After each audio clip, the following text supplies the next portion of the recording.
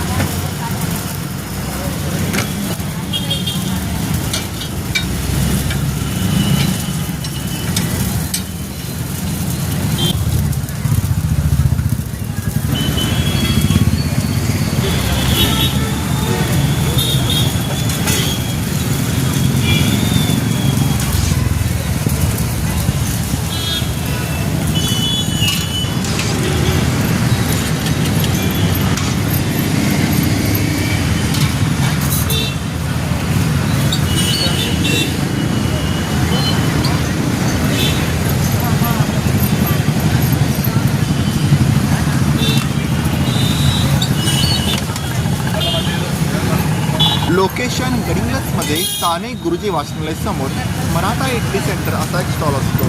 एकदा नक्की भेट द्या आणि टेस्ट आवडला असता आम्हाला कमेंट बॉक्समध्ये नक्की सांगा. धन्यवाद.